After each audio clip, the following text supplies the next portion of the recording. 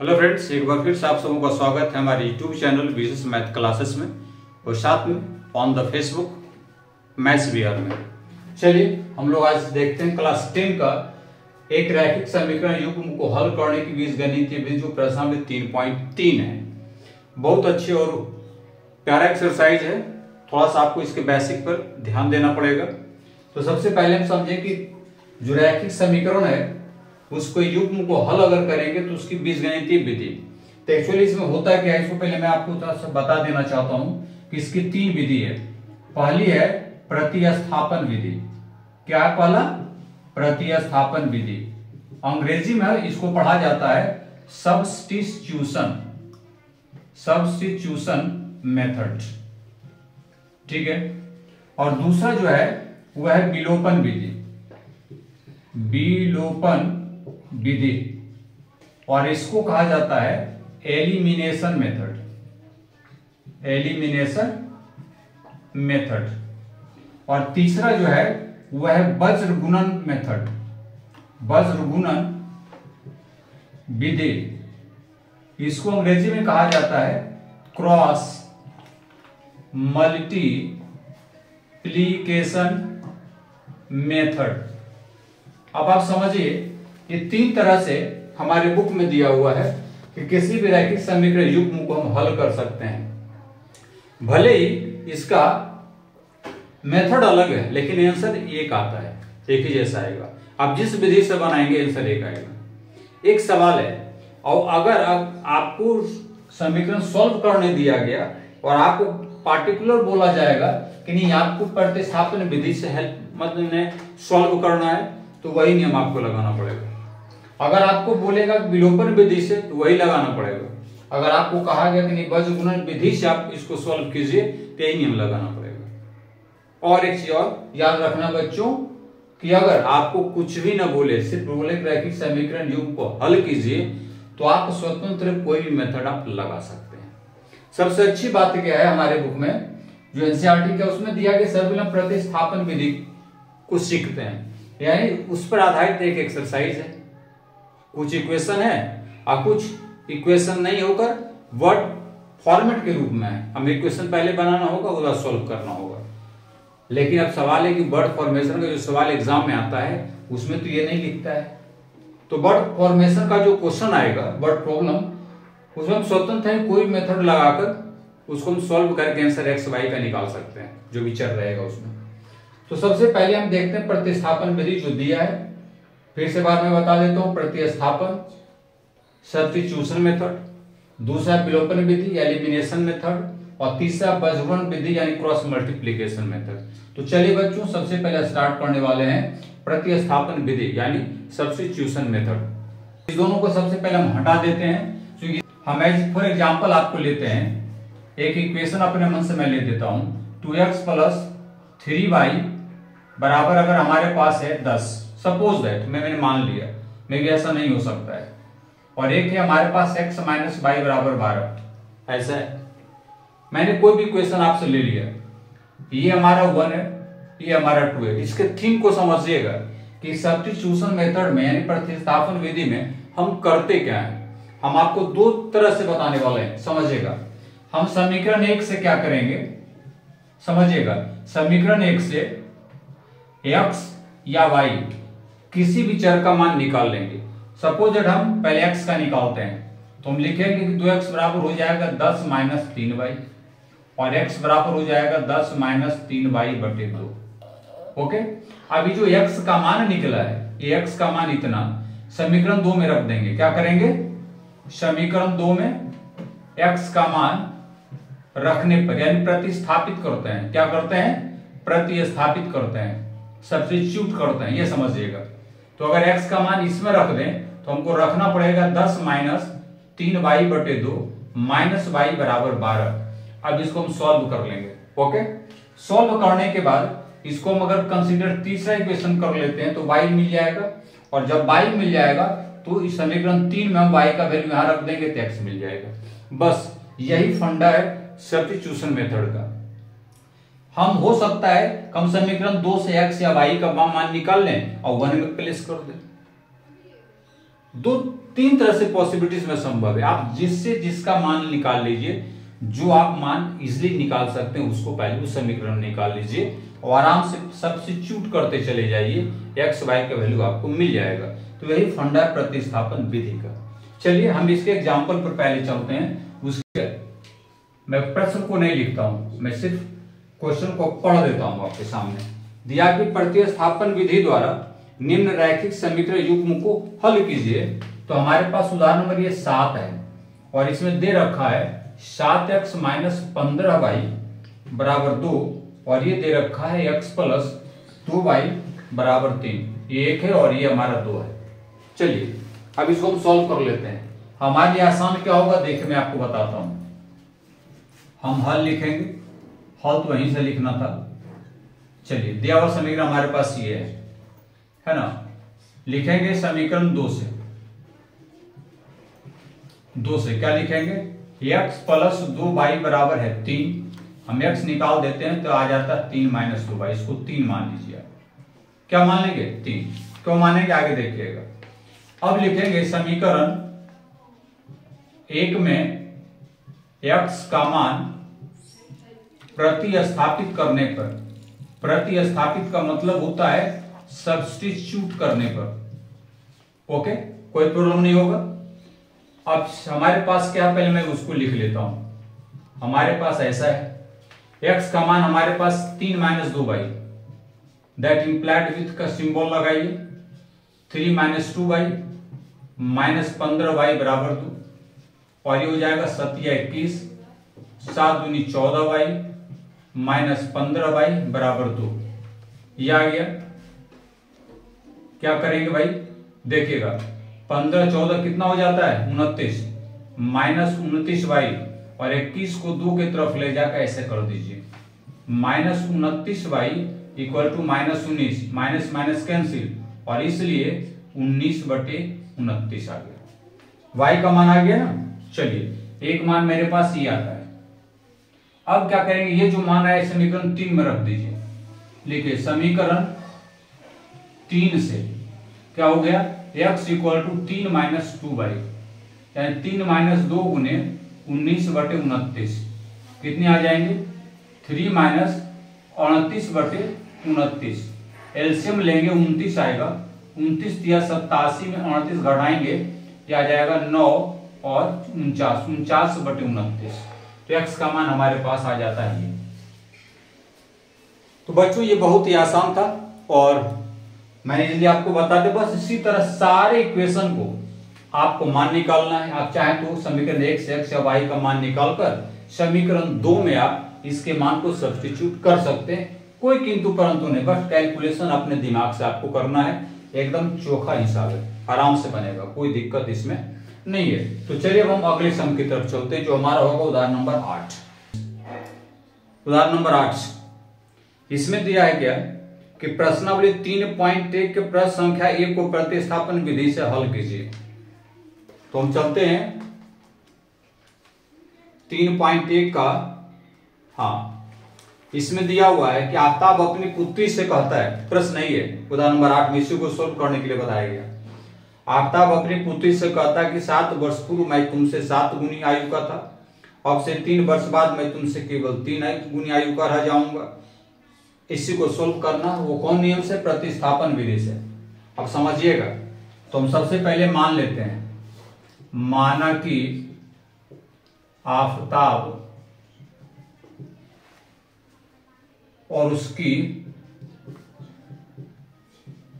उसकी पुत्री की आयु x वर्ष तथा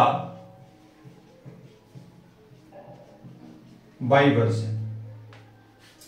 अब इसका समीकरण युग्म बनाएंगे प्रश्न से।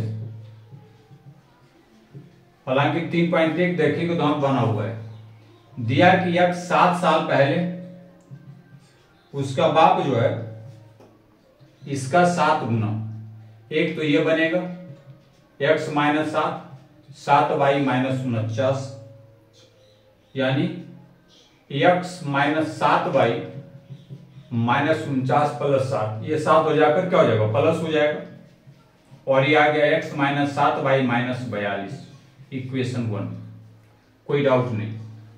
फिर दूसरा जो इक्वेशन हमारे पास बनेगा, दूसरा शर्त कहता था पहले का, पहले में क्या था वो समझिएगा। वो कहता है 6 साल बाद, सवाल ऐसा ही था,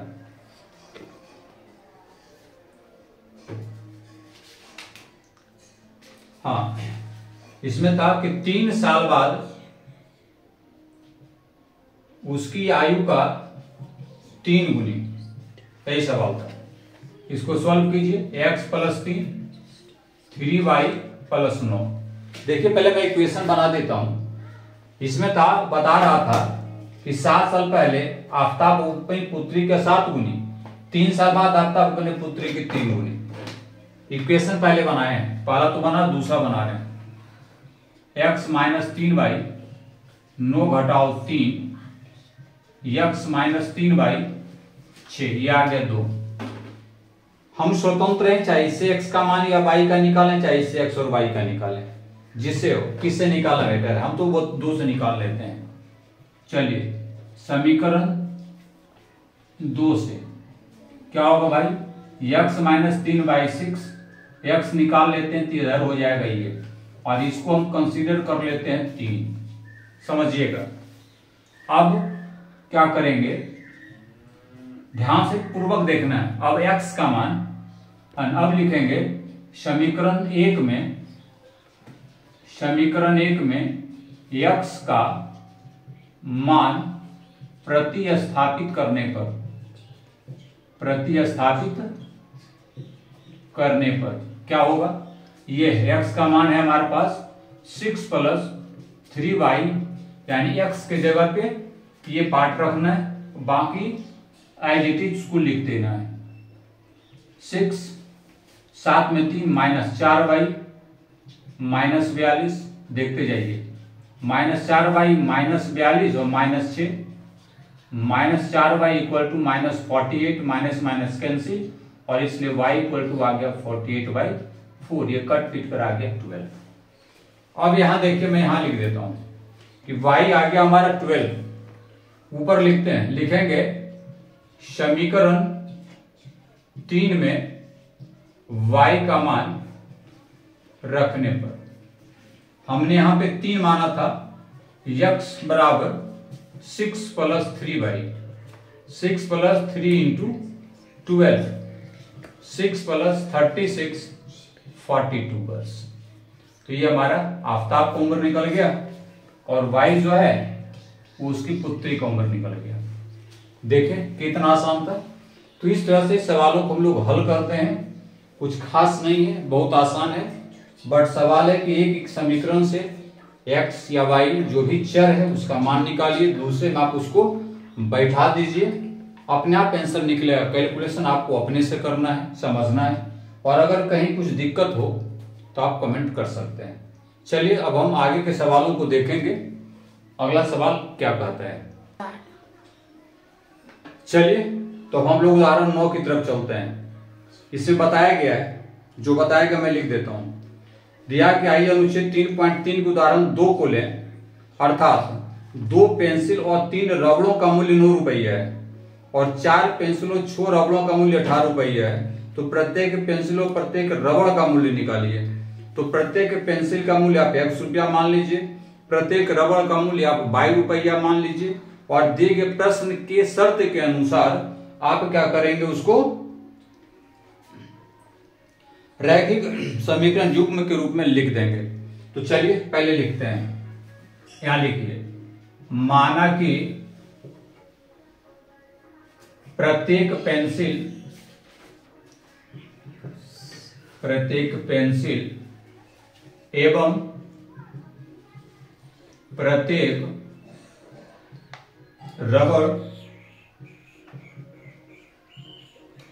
का मूल्य 1 रुपया तथा 22 रुपया है। अब शर्त जो है, यानी 2 पेंसिल, तो क्या हो जाएगा 2x, यहां लिख दीजिए प्रश्न से, यानी कि 2x प्लस 3y बराबर 9, और दूसरा बनता है 4 पेंसिल और 6 रबड़, इसका कीमत है 18 के बराबर। इसको 1 मान लीजिए, इसको आप 2 मान लीजिए। अब आप अपने ढंग से इसको सॉल्व कीजिए, ये बन जाएगा। तो हम सबसे पहले किसी एक को ले लेते हैं समीकरण 1 से, इसका x या y का मान हम निकालने का कोशिश करेंगे। हम x का ही निकाल लेते हैं, आप y का निकाल लीजिएगा, कोई दिक्कत नहीं है। और x equal to 9 minus 3y बटे 2, आप इसको 3 कंसीडर कर लीजिए। अब समीकरण 2 में इसके मान को प्रतिस्थापित कर दीजिए। लिखिए यहां पर समीकरण 2 में x का मान प्रतिस्थापित करने पर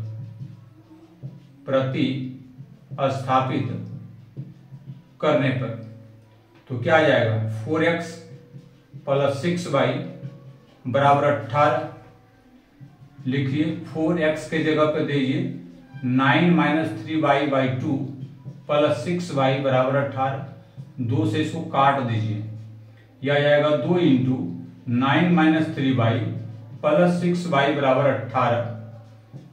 18 माइनस 6y प्लस 6y बराबर 18। ये क्या लोचा है भाई?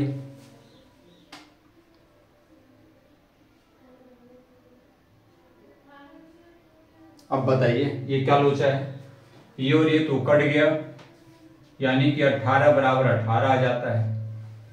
अब इस बात को समझिए कि ऐसा जब आए तो मैं क्या करूं, है ना। अब यहां पर आपको समझने की चीज है कि यह जो कथन है y के सभी मानों के लिए सत्य हो जाएगा।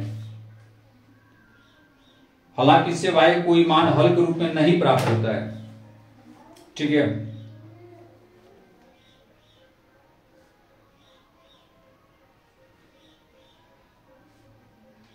यानी इसका मतलब हो गया कि मिला जुला कर अगर हम देखें तो जब ऐसा जाता है तो इसमें लिखना पड़ जाएगा हमें कि हम पेंसिल और रबड़ का कीमत जो है नहीं निकाल पाएंगे, इसलिए कि इसके अपरिमित रूप से अनेक हल हो जाएंगे। क्या हो जाएंगे? अनेक हल हो जाएंगे, है ना। जैसे 2/4, 3/6 सब 1/2 आता है, और इसके अपरिमित रूप से अनेक हल हो जाएंगे। यानी इस स्थिति में इसके क्या हो जाएंगे? बहुत से सार्व हल हैं, इसके बहुत सारे हल हो जाएंगे, इसलिए एक हल हम इसका नहीं निकाल, या द्वितीय हल ये नहीं हो सकता है। तो बस इसको यहीं पे छोड़ते हैं, समझ लीजिए। और उसके बाद फिर हम आगे जाएंगे। आगे का सवाल भी अगर आप देखेंगे तो इसी तरह का सवाल है, हालांकि उसमें 0 और -4 लास्ट में आपको मिलेगा, तो उसका कोई सार्व हल नहीं होगा, है ना।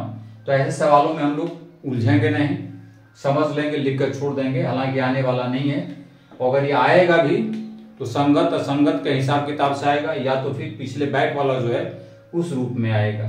तो यहाँ पे हम कैसे प्रतिस्थापित करते हैं एक मान को दूसरे समीकरण में, ये मैंने सीखा। हम डायरेक्ट अब आपको ले चलते हैं प्रश्नावली 3.3 की तरफ, उसके सारे सवालों को सोल्व करने का कोशिश करते हैं।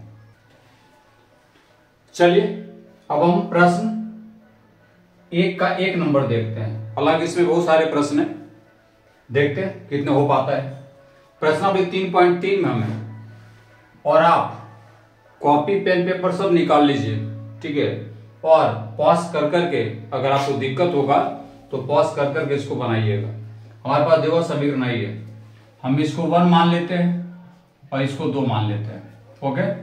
अब हम समीकरण 1 से लिखेंगे। समीकरण 1 से क्या होगा भाई? हम स्वतंत्र हैं x और y का मान निकालने के लिए, कुछ भी निकाल सकते हैं। इसको हम 3 मान लेते हैं। अब जो मान ही निकला है समीकरण 2 में प्रतिस्थापित कर दीजिए। समीकरण 2 में x का मान प्रतिस्थापित करने पर क्या हो जाएगा? x माइनस वाई बराबर 4, x के जगह पे 14 माइनस वाई इक्वल टू 4। ऐसे पे 14 माइनस वाई हमने प्लेस कर दिया है। अब ये आएगा हमारा -2y, वाई दोनों माइनस में, तो -2y, 4 में इधर आ गया -14। कितने आ जाएंगे बच्चों? -2y -10 कट गए, y आ गया 10/2 कट के आ जाएंगे 5, इसलिए y = 5। एक सॉल्यूशन ये मिल गया। और यहीं पे बगल में लिखिए कि समीकरण 3 में y का मान रखने पर, समीकरण 3 है हमारे पास x 14 - y, यानी कि 14 में आप 5 को घटा दीजिए तो 9 आ गया, और इसीलिए x = 9 y = 5। बहुत आसान मलाईदार हिसाब था। ये हमारा 1 का 1 नंबर था, कोई विशेष तामझाम नहीं है। एक से मान निकाले, दूसरे समीकरण में डाल दीजिए, प्रतिस्थापित कर दीजिए, फिर उससे जो निकले तीसरे समीकरण में डाल दीजिए, बस सिंपल सा फंडा है, आराम से बन जाएगा। कैलकुलेशन अपने मन का कैलकुलेट आप जैसे कीजिए चलेगा। तो चलिए इसका हम दूसरे सवाल को देखते हैं, वो सवाल कैसा है। चलिए हमारे पास डबल इक्वेशन था s - t = 3, s/3 + t/2 = 6, इसको हम 2 मान लिए हैं। अब हम सॉल्व अपने से इसको करते हैं। समीकरण 1 से लिखिए, समीकरण 1 से क्या हो जाएगा, s - t हमारे पास 3 है, हम s निकालेंगे तो 3 + t हो जाएगा, ठीक है। इसको आप 3 लिख लीजिए, और यहां लिखिए कि समीकरण 2 में s का मान प्रतिस्थापित करने पर क्या होगा, s/3 + t/2 = 6 है। s का मान रखेंगे 3 + t/3 और ये t/2 6, कितने आ जाएंगे, एलसीएम ले लीजिए, 6 आएगा। 2 सॉल्यूशन आपको अपने से करना है, द्वितीय छो आ जाएगा 3t, इधर 6। अब देखें 6 + 2t, हमने इसको तोड़ा है, 2 × 3 6, 2 × t 2t = 6 × 6, ये कितने आ गए, 6 + 5t = 36, या 5t = 36 घटाओ 6, या 5t = 30, और इसलिए t = 30/5 कट पिट कर आ गया 6। और इसके बाद हम यहाँ घेर देते हैं, आप इसके नीचे लिखेंगे, घेर के नहीं लिखेंगे, हमारे पास समय की थोड़ा समय नहीं है, स्पेस की कमी है, इसलिए हमने इधर लिया। आप इसके नीचे लिखेंगे कॉपी में। अब क्या करेंगे, समीकरण 3 में s का मान, t का मान, हमने t निकाला है, t का मान रखने पर क्या हो जाएगा, s = 3 + t है, तो 3 + t का मतलब 6 यानी 9, इसलिए आंसर हो गया s = 9 और t = 6। फाइनली यही आंसर है मेरा। ये था प्रश्न नंबर 2 इसके। तो किसी भी सवाल को आप इजीली सॉल्व कर सकते हैं। चलिए अब हम कुछ आपके लिए छोड़ते हैं, हम अब डायरेक्ट 5 और 6 नंबर प्रश्न को देखते हैं। हम 2 और 3 आपको 3 और 4 ये छोड़ रहे हैं, आपको इसी ढंग से बनाना है। हम इसका 5वां और 6ठा नंबर सवाल देखते हैं, जो आपने थोड़ा सा भलगर दिखता है। चलिए वो सवाल कैसा है। अब हम 5वां नंबर सवाल लिए, जो हमारे पास ऐसा दिया हुआ था, हमने उसको 1 और 2 कंसीडर कर लिया। अब समीकरण 1 से लेते हैं। समीकरण 1 से √2x + √3y0 हम लिखेंगे √2x - √3y, या x = -√3y/√2, ऐसा लिखता हूं। समीकरण 2 में x का मान प्रतिस्थापित करने पर 2 हमारे पास है √3x माइनस √8y बराबर 0। अब इसके जगह पर √3 इंटू लिखेंगे माइनस √3y बटे √2। ओके, तो यह आएगा √8y 0। अब यहां देखिए ये √3 गुणे √3 तो 3 हो जाएगा, 3y बटे √2 बराबर, इसको इधर कर दीजिए, माइनस √8y। क्या कुछ दिख रहा है? हाँ, दिख तो रहा है। अब थोड़ा सा इसको समझना पड़ेगा आपको कि क्या निकाल सकते हैं। ठीक है, बताइए। √3y कुछ होगा, कैसे इसको सॉल्व करेंगे आप, ये आपको अब समझना पड़ेगा। ठीक है, और जब तक समझेंगे नहीं तब तक ये बनेगा नहीं। ठीक है, और क्या होना चाहिए भाई? ओहो, √3 माइनस में है तो माइनस आएगा ना। अरे ये माइनस हो गया, और √3 में √3 तो √9 का 3y आ गया हमारे पास। और आगे हम देखते हैं, आप लोग इसकी संभावना को तलाशिए कि कैसे इसको हम लोग आगे देख सकते हैं, बना सकते हैं। ठीक है, तब तक थोड़ा सा हम अलग दिमाग लगा देते हैं। क्या हो जाएगा भाई, बोलिए,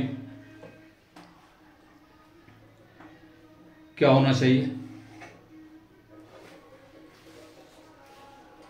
हाँ ठीक है, x इक्वल टू आ गया माइनस √3y बाई √2। सही है, समीकरण 2 में x का मान हम रख देते हैं। ठीक, तो क्या आना चाहिए, इस बात को समझिए। मल्टीप्लाई करेंगे सेम रहेगा, कुछ गलती नहीं ना। √3x माइनस √8y है, हमने x के जगह पर रखा माइनस √3y बटे √2। ठीक है, और ये प्लस हो जाएंगे हमारे पास। और यानी अगर हम देखें इसको, लेकिन भाई ये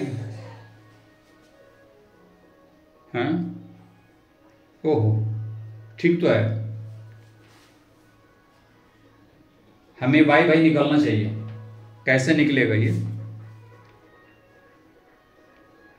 3x। अच्छी बात, अच्छी बात, अच्छी बात। ऐसा 1 मिनट, तो इसको हम लोग ऐसे करेंगे, पहले हम गुना कर दिए और इसके साथ ये √2 गुने √8 √16 y रहेगा बाई √2। और अब अगला स्टेज जो हमारा होगा वो देखिए क्या होता है। 16 बाई तिरछा गुना होगा, 0 हो जाएगा, 0 गुने √2 तो 0। ये अब हम y को कॉमन कर देते हैं, हमारे पास -3 माइनस √16 ये बचता है। और अगर y निकालें तो 0 बाई -3 माइनस √16 इट मीन्स 0, और y का वैल्यू हमारे पास 0 आ जाता है। एक वैल्यू तो मैंने निकाल दी समीकरण 3 में, इसको 3 में कंसीडर किया नहीं था, यहां कर लीजिए। और समीकरण 3 में y का मान रख दीजिए। समीकरण 3 में y का मान रखने पर, तो रखते हैं तो क्या आता है, -√3 y बाय √2 है, तो -√3 गुने 0 बाय √2 यानी 0 by √2 equal to 0। So x equal to 0। अतः x इक्वल टू 0 और y इक्वल टू भी 0 है, इसका सॉल्यूशन है। आप इसको देख लीजिए अच्छी तरह से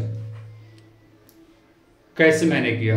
और अब हम चलेंगे इसी के बगल में, हम लाइन दे देते हैं इस तरह, और अब हम जाएंगे 6 नंबर सवाल की तरफ।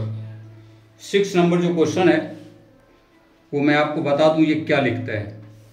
जो 3x by y minus 5y by 3 minus 2, और ये हमारे पास है x by 3 plus y by 2 equal to 13/16, sorry 6। देखिए इसमें हमें एक इक्वेशन के रूप में लेना है, तो भाई कैसे लेंगे? तो ऐसा करते हैं, इससे ये काम करते हैं, इसको एक मान लीजिए, इसको सिंप्लीफाई कर लेते हैं समीकरण 1 से। इसको हम ऐसे लिख सकते हैं, पहले इक्वेशन अच्छा से बना लीजिए। जैसे अगर एलसीएम लेंगे तो 6 आएगा, 3 तिया 9x माइनस 10y बराबर 2, इसलिए 9x माइनस 10y पर 6 दूनी 12, इसको आप 3 ले लीजिए। फिर ये बन जाएगा, ठीक है। तो क्या करेंगे समझिएगा, x बटे 3 प्लस y बटे 2, 13 बटे 6 है, एलसीएम ले लीजिए 6, 2x प्लस 3y, 13 बटे 6, यह आ जाएगा 2x प्लस 3y, जाएगा 6 गुने 13 बटे 6 कट गया, इसलिए 2x प्लस 3y बराबर 13, ये समीकरण 4, ठीक है। आप इसको अब सॉल्व कीजिए, इससे x निकालिए, चाहे इससे y निकालिए, इसमें रखिए, निकल जाएगा, कुछ खास नहीं है, थोड़ा सा लॉन्ग जाएगा भले। चलिए देखिएगा कैसे बनता है। अब लिखेंगे समीकरण 3 से 9x माइनस 10y बराबर है 12। हम 9x निकालते हैं तो 12 प्लस 10y होता है, और x आ जाएगा 12 प्लस 10y बटा 9, इसको आप 5 मान लीजिए।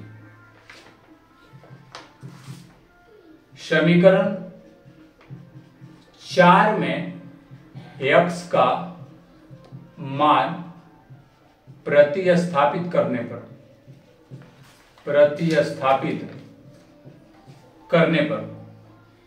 4 है हमारे पास, 2x प्लस 3y बराबर 13, 2 के जगह पे हम ये पार्ट रखेंगे, 12 प्लस 10y बटा 9 प्लस 3y बराबर 13, ये आ जाएगा 12 दूनी 24 प्लस 20y बटा 9 प्लस 3y बराबर 13। इसी को सॉल्व करना है, एलसीएम लीजिए 9, ये आएगा 24 प्लस 20y और प्लस 9 दिया 27y और इधर 13, 24 प्लस 27 भी 47y और 13 गुने 9 117, ये और ये गुना हो गया। अब हम निकालेंगे 47y इक्वल टू 117 में 24 को माइनस करेंगे तो 47y इक्वल टू क्या आ जाएगा 3, और बचे 11 दून 9। कहाँ गलती भाई, कहीं गलती दिख रहा है क्या? ठीक ठाक है। चलिए, तो यहाँ पे माइनस था, -2 था, हमने 2 लेके चल रहा था, उसको माइनस बना दिया हर जगह, कोई दिक्कत उससे नहीं है। और ये आ जाएगा -24, ये भी -24, और ये हो जाएगा जाकर +24, होगा ना।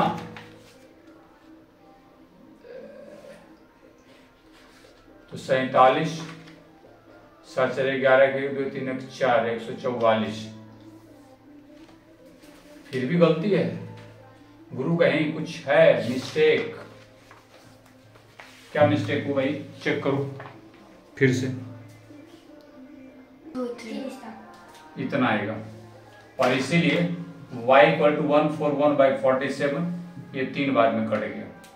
अब क्या लिखेंगे, अब समीकरण 5 में y का मान रखने पर, हमने y के लिए लिखा है -12 plus 10y by 9, -y 10y मतलब 10 गुने 3 बटे 9, -12 प्लस 30 बटे 9 यानी 18 बटे 9, कट पिट के आ गया 2। इसीलिए हम लोग x बराबर 2 और y बराबर 3 इसमें प्राप्त कर। थोड़ा सा कैलकुलेशन में माइनस इसमें छूटा था और इसीलिए थोड़ा सा वक्त लगा, हमने उसको सुधार दिया है। बिल्कुल सही स्टेप है और सही दिशा निर्देश भी इसमें है, आप इसको देखिएगा समझिएगा।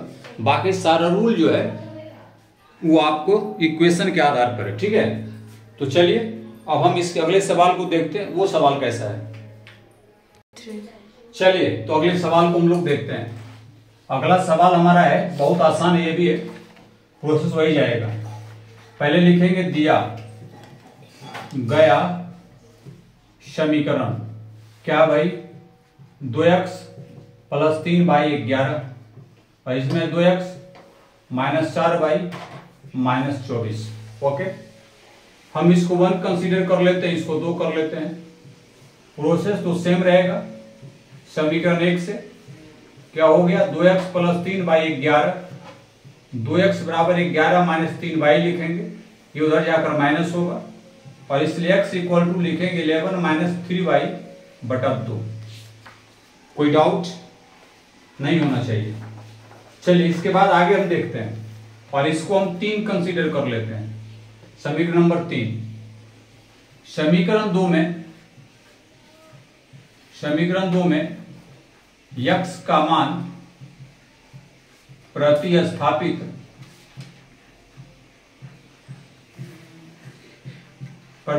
करने पर यह है 2x - 4y - 24 इधर क्या करना, 2 x के जगह पे 11 - 3y/2 -4y - 24।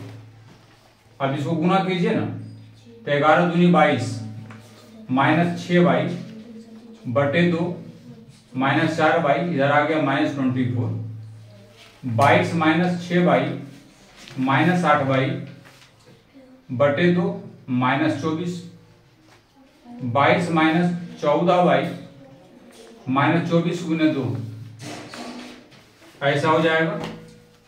तो 22 घटाओ 14y -48 -14y -48 -22 -14y = -70 कट जाएगा।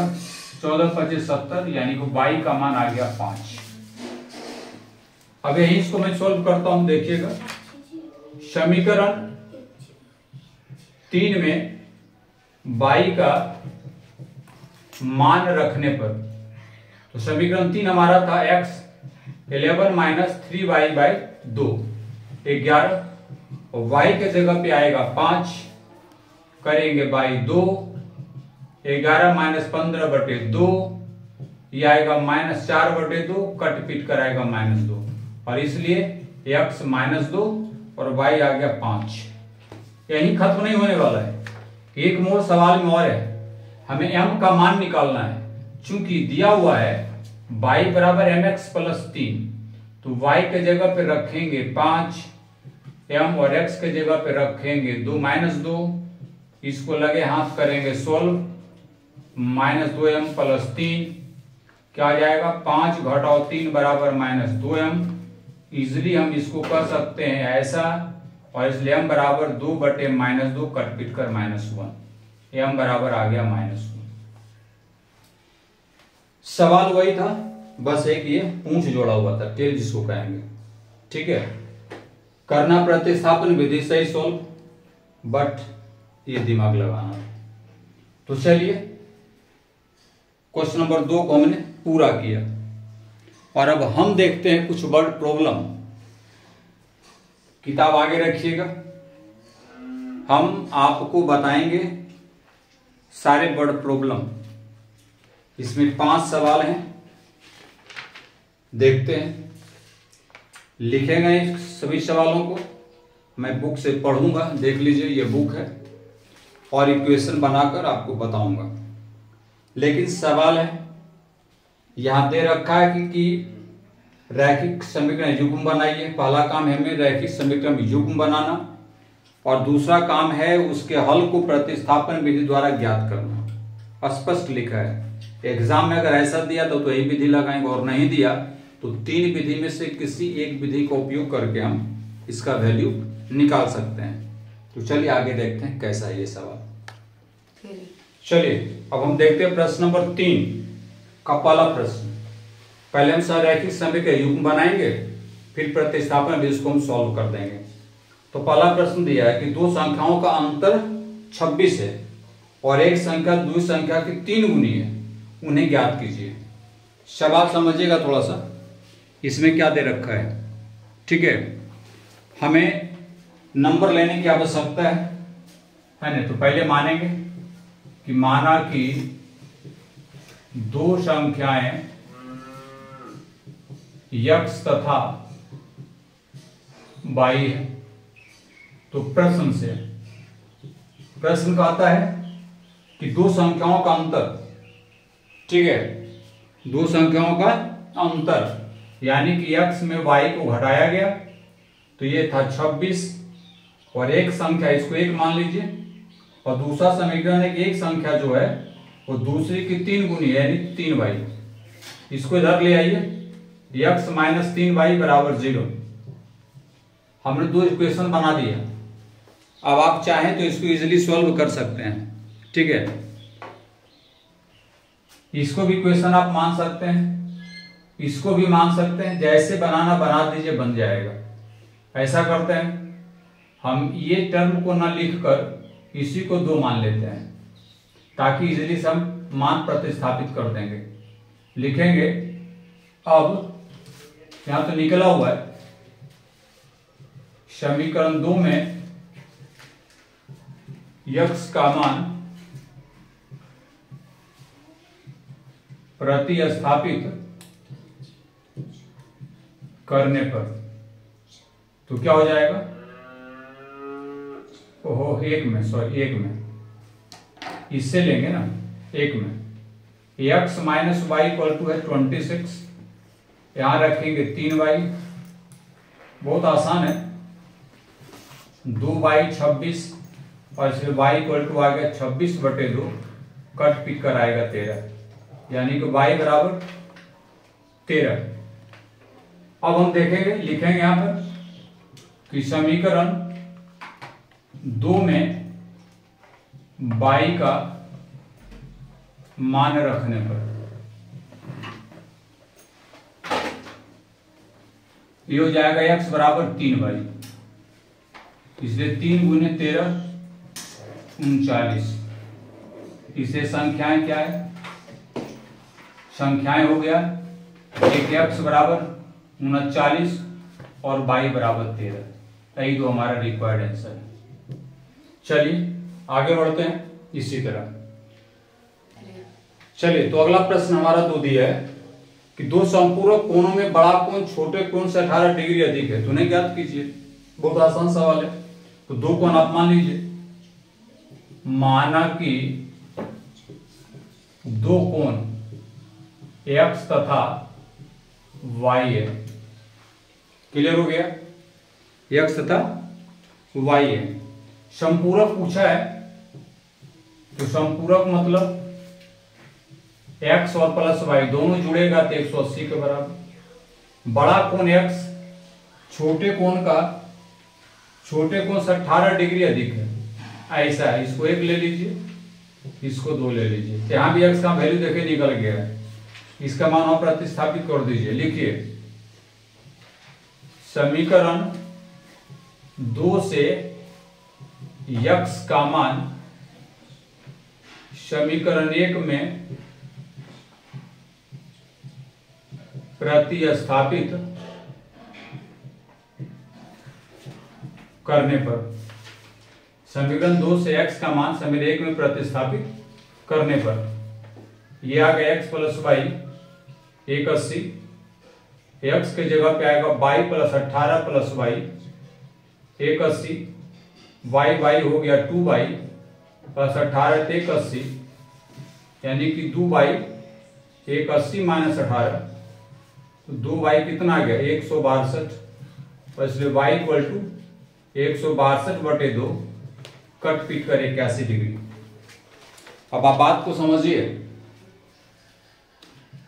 y = 81 डिग्री, एक ये आ गया। समीकरण 2 में y का मान रखने पर x है y + 18 यानी 81 + 18, इसलिए x = हो जाएगा 99। यही दो वैल्यू है इसका, एक आंसर है और एक आंसर है। दोनों को जोड़ेंगे तो संपूरक कोण के बराबर हो जाएगा, यानी x प्लस वाई करेंगे तो 180 हो जाएगा। चलिए अब हम इसके अगले प्रश्न की तरफ जाएंगे, फटाफट करते हैं क्वेश्चन नंबर 3। चलिए तो इसका क्वेश्चन नंबर 3 करते हैं। ये भी आसान है, हम इसको बनाएंगे नहीं, अब कुछ आप पर भी छोड़ेंगे, ठीक है। हम सभी का इक्वेशन आपको बना के दे देते हैं, अब बाकी का वैल्यू आप उससे निकाल लेंगे। एक क्रिकेट टीम के कोच ने 7 बल्ले और 6 गेंदें 38 रुपए में खरीदी। बाद में उसने 3 बल्ले और 5 गेंदें 1750 रुपए में खरीदी। प्रत्येक बल्ले और प्रत्येक गेंद का मूल्य ज्ञात कीजिए। तो हम मान लेते हैं पहले, माना कि प्रत्येक बल्ले तथा प्रत्येक गेंद का मूल्य x रुपया तथा y रुपया है। प्रश्न से ये हो जाएगा 7x, 7 बल्ला तो 7x कीमत, 6 गेंदें तो 6y, ये हो गया 3800 के बराबर, इक्वेशन 1। दूसरा है कितना है 3 बल्ला और 5 गेंदें, ये हो गया 1750, इक्वेशन नंबर 2। अब आप एक स्टेप और मैं बढ़ जाता हूं, समीकरण 1 से 7x प्लस 6y, ये आ गया 3800, हम x निकाल लेते हैं इससे।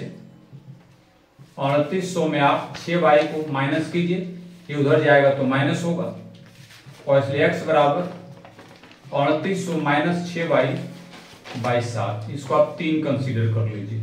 सारा प्रोसेस मेरे पहले जैसा मैंने आपको बताया। अब समीकरण 2 में इसका मान रखेंगे, जो निकलेगा 3 में रखेंगे, आंसर आपको मिल जाएगा। सॉल्व करना अब आपका काम है, बहुत सारे सॉल्व को हमने सॉल्व करके बता दिया है। अब हम इसके चौथे प्रश्न के तरफ जाएंगे, उसमें भी हम यहां तक आपको लाकर छोड़ेंगे, वहां की आप सॉल्व करेंगे, आंसर मिला नहीं मिला ये सारी जवाबदेही अब आपकी होगी।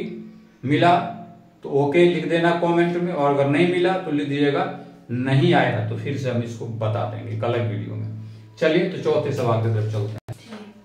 अगला प्रश्न कहता है बच्चों, थोड़ा बड़ा है लेकिन बहुत आसान है, सेम इसी तरह है। एक नगर में टैक्सी के भाड़े में एक नियत भाड़े के अतिरिक्त चली गई दूरी पर भाड़ा सम्मिलित किया जाता है, ठीक है। कहने का मतलब क्या हुआ, टैक्सी के भाड़े में नियत भाड़े का अतिरिक्त चली गई दूरी भाड़ा सम्मिलित किया जाता है। 10 किलोमीटर दूरी के लिए भाड़ा 105 रुपया है, तब 15 किलोमीटर के लिए भाड़ा 155 रुपया है। नियत भाड़ा और प्रति किलोमीटर भाड़ा क्या है। एक व्यक्ति को 25 किलोमीटर यात्रा करने के लिए कितना भाड़ा देना होगा। अब बात को समझिए, यहाँ 2 चीज हमको मानना है, एक नियत भाड़ा को मानकर चलना पड़ेगा और दूसरा प्रति किलोमीटर भाड़ा को मानकर चलना पड़ेगा। तो ये सवाल को हम इस तरह से बनाएंगे, हम इसका इक्वेशन बनाते हैं। चलिए लिखते हैं नियत भाड़ा x रुपया, माना कि नियत भाड़ा बराबर x रुपया। दूसरा है प्रति किलोमीटर भाड़ा, यहां भी लिखिए माना प्रति किलोमीटर भाड़ा बराबर 22 रुपया। ओके, प्रश्न से चलेंगे, प्रश्न जो कहेगा वो करेंगे। 10 किलोमीटर दूरी के लिए भाड़ा कितना था 105, ये समझेंगे, यानी नियत भाड़ा x है और 10 किलोमीटर चला तो x प्लस 10 बाई 105, इक्वेशन 1 हो गया। दूसरा 15 किलोमीटर की भाड़ा 155 रुपया है, यानी नियत भाड़ा सेम है, रनिंग किलोमीटर 15 पाई हो जाएगा, और इसका है भाड़ा 155 रुपया। समीकरण 2, अब इजिली इसको सॉल्व कर सकते हैं, आंसर मिल जाएगा। कैसे मिलेगा मैं बताता हूं। यहाँ पे लिखिएगा समीकरण 1 से या 2 से, x प्लस 10 बाई 105 है, x हो जाएगा 105 माइनस 10 बाई, इसको आप 3 कंसीडर कर लेंगे, अब इसका जो मान है आपको समीकरण 2 में प्रतिस्थापित कर देना है, ठीक है। उससे जो निकलेगा इक्वेशन 3 में प्रतिस्थापित कर देंगे, आंसर मिल जाएगा। कहीं कोई किंतु परंतु इसमें से नहीं है। चलिए अगला सवाल हम देखते हैं, 5वां नंबर।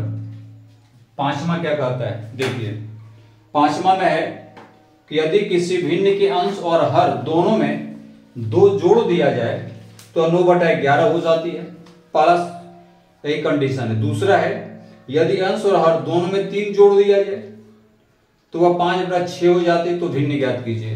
अब किसी भिन्न का अंश और हर आप मान लीजिए, देखिए माना कि भिन्न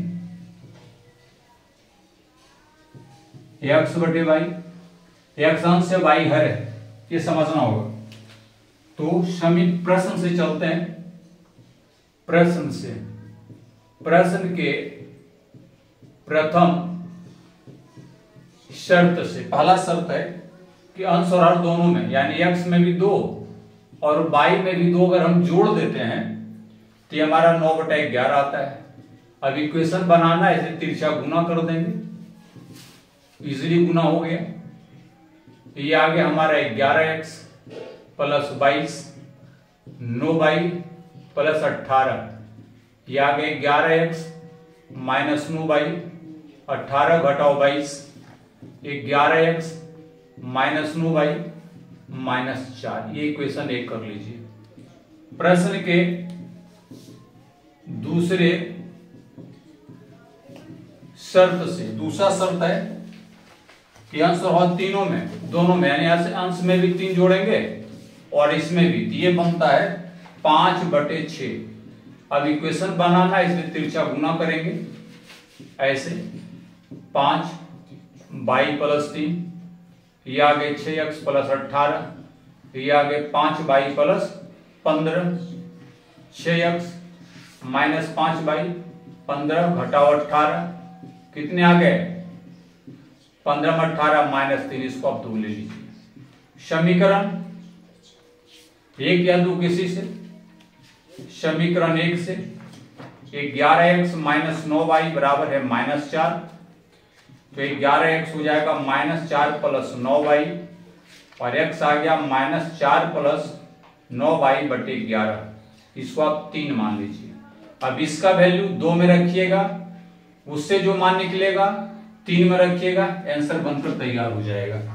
तो बच्चों ये सवाल ऐसा था, मैंने आधा सॉल्व कर दिया है, आधा सॉल्व करना अब आपकी जिम्मेवारी हो जाएगी। मैं जैसे बता रहा हूं उसी तरह आपको करना है। हमने 2 या 1 से एक इक्वेशन में वैल्यू निकाला है, उसको आपको 2 में रखना है। अगर 1 से वैल्यू निकाला तो 2 में रखना, 2 से निकाला तो 1 में रखना है, और फिर जिससे वो निकलेगा उसको 3 में रखना है। अपने आप आंसर निकलता चला जाएगा, विशेष कुछ नहीं करना है। अब हम चलते हैं क्वेश्चन नंबर 6 की तरफ, इसको यहीं पे इसको लिख देते हैं। ये प्रश्न है कि 5 वर्ष बाद जैकब की आयु उसके पुत्र की आयु से 3 गुनी हो जाएगी। 5 वर्ष पूर्व जैकब की आयु उसके पुत्र की आयु की 7 गुनी थी, उनका वर्तमान आयु क्या है? तो 5 वर्ष बाद और 5 वर्ष पूर्व, बाद में क्या करते हैं, आयु में प्लस करते हैं, पूर्व में क्या करते हैं, आयु में माइनस करते हैं। तो पहले ऐसा करते हैं, जैकब और उसके पुत्र की आयु को मान लेते हैं, ठीक है, बहुत आसान है। ये भी लिखिए, माना कि जैकब की उम्र, इसको आप x वर्ष ले लीजिए, पुत्र की उम्र इसको आप y वर्ष ले लीजिए। इसमें भी 2 शर्त हैं, लिखिए। प्रश्न के प्रथम शर्त से 5 वर्ष बाद, तो 5 वर्ष बाद मतलब x प्लस 5 और इधर y प्लस 5, तो x प्लस 5 जो है y प्लस 5, पुत्र के 5 वर्ष का आयु 3 गुनी है। बस इसको हम सॉल्व करके इक्वेशन बना लेंगे। 3 गुने y, 3y और प्लस 15, यानी कि x माइनस 3y, 15 घटाओ 5, x minus 3y 10, equation 1 consider हुआ। प्रश्न के दूसरे शर्त से पहले में आयु घटेगा, यानी यहां x माइनस 5 जैकब का और इधर y माइनस 5 उसके पुत्र का 7 गुनी। जैकब का आयु पुत्र 7 गुनी था पहले में, इसको भी सॉल्व करेंगे। 7y minus 35 x minus 7y minus 35 plus 5 यानी x माइनस 7y माइनस 30, समीकरण नंबर 2। अब आप इजिली इसको सॉल्व कर सकते हैं। कैसे? फिर मैं एक स्टेप और बढ़ा देता हूं। समीकरण 1 से x माइनस 3y माइनस 10 है तो x हो जाएगा 10 प्लस 3y। इसको आप 3 कंसीडर कीजिए।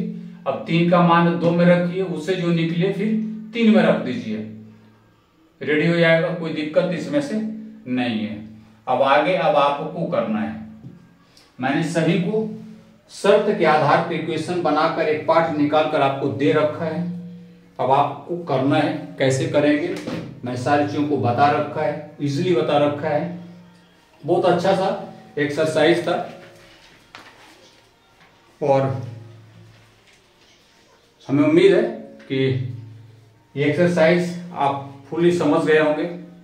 बहुत अच्छा सवाल था, पूर्णतः आसान था। जो भी कंसेप्ट था मैंने आपको दिया है और हमें उम्मीद है कि आपको बहुत अच्छा लगेगा। आप इजीली जो मैंने ये टास्क दे रखा है, जो 1 और 2 क्वेश्चन छूटा है, आप उसको कर लेंगे, मुझे पूरा विश्वास है। और अगर किसी तरह का परेशानी होगा तो कमेंट में ज़रूर करेंगे, हम फिर से आपके लिए एक वीडियो बनाकर सारे सॉल्यूशन के साथ देंगे। तो आज के वीडियो में हम यहीं रहते हैं। और हाँ, अगर अच्छा लगे तो लाइक, शेयर और सब्सक्राइब करना नहीं भूलिए। क्यों?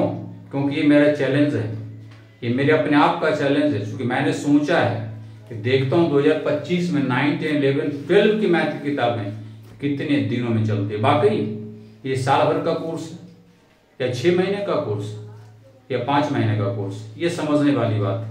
मैं भी एक्सपेरिमेंट करता हूँ आप लोगों के साथ। मैं तो बहुत बार किया हूँ, बट वो ऑफलाइन था, आज मैं ऑनलाइन हूँ। और देखते हैं कि हमारे सिलेबस कितने दिन में खत्म होते हैं। और इसलिए इसको आप लाइक, शेयर और सब्सक्राइब कर दीजिएगा। फिर मिलते हैं अगले वीडियो में। धन्यवाद।